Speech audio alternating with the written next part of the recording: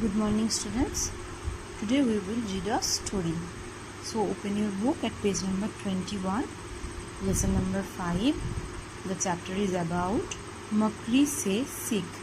Makri, that means spider. So a lesson by a spider. Now let's read the story.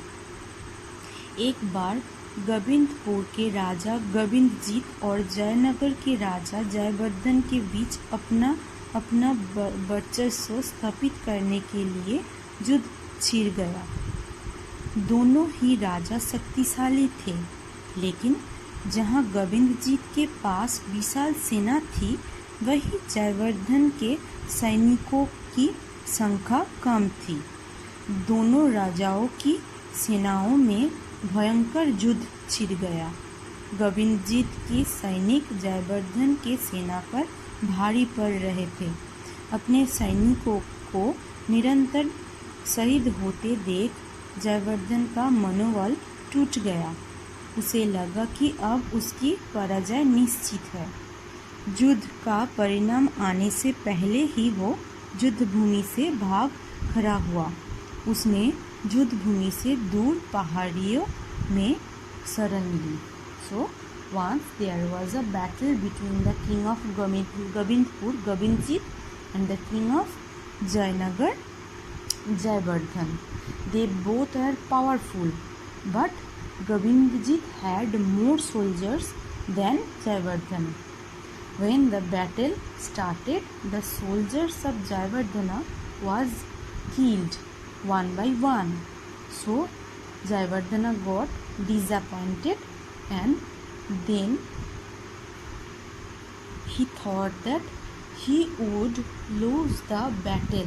So he did not wait for the result and left the battlefield and took shelter in the faraway hills.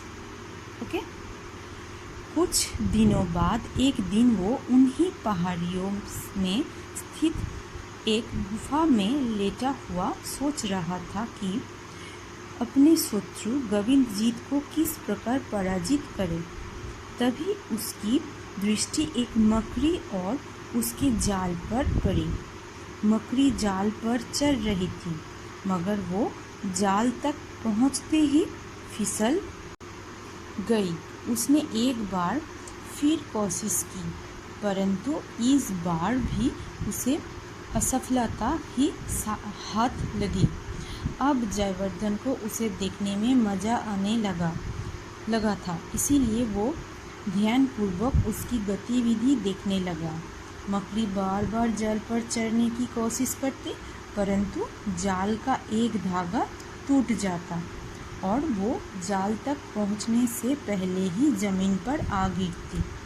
बहुत कोशिशों के बाद भी वो जाल तक नहीं पहुंच पा रही थी, लेकिन इसके बावजूद उसने धैर्य नहीं छोड़ा और निरंतर प्रयास करती रही।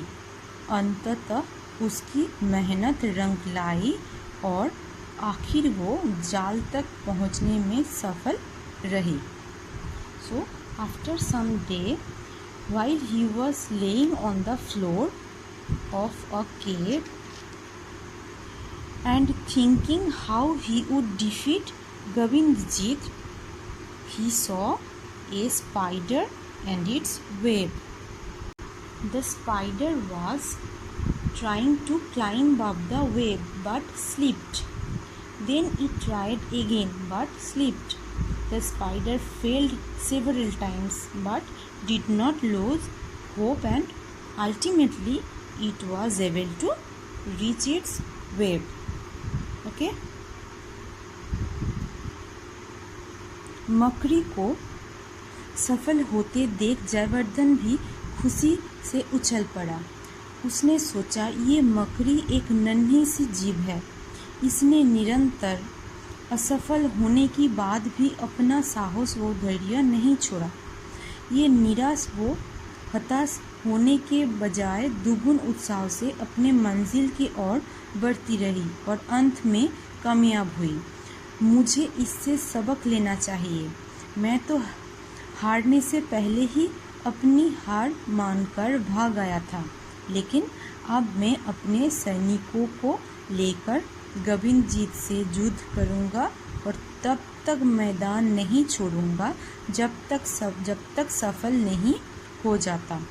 ये सोचकर जयवर्धन तुरंत उठा और उसने बाहर जाकर फिर से अपनी सेना संगठित की। जल्द ही वो अपनी सेना के साथ एक बार फिर युद्धभूमि में जा उठा। इस बार जयवर्धन उत्साह से भरा हुआ था। अपने राजा को फिर से पाकर और उसे पहले से भी ज़्यादा उत्साहित देखकर उसके सैनिकों का मनोबल कई गुना बढ़ गया और वो पूरे जोश और खरोश के साथ शत्रु सेना पर टूट पड़े। अंत में जयवर्धन अपने शत्रु राजा गोविंदजीत को पराजित करने में सफल रहा। So watching the spider and its web, Jayavardhan became happy and thought that the spider failed many times but did not lose its patience and courage. But he, in spite of being a king, lost hope and surrendered to his enemy. So he thought of gathering his soldiers to defeat Govindzit. So he soon went into the battlefield with lots of courage. On seeing their king courageous,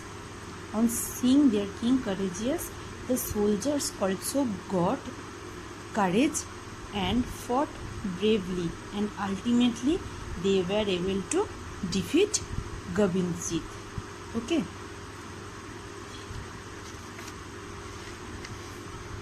So this story tells us that we should be very firm to achieve our goal. We should not lose hope. We will be successful if we are able to keep patience and be courageous. Okay? Read this story again and again and read the underlined meanings. Okay? वर्चस्व, धाक और अस्तित्व, युद्ध, लड़ाई, शक्तिशाली, ताकतवर, विशाल, बड़ा, भयंकर, भारी, निरंतर, हमेशा, परिणाम, नतीजा, शरण, आश्रय, शत्रु, दुश्मन, प्रयास, कोशिश, निराश, उदास, हताशा, नाउम्मीद, उत्साह, जोश और उमंग, कामयाब, सफल, जश और खरोश, उत्साह. Okay, read this meaning and read the chapter again and again. Hope the chapter is clear to you. If you have any problem, you can call me. Thank you, students.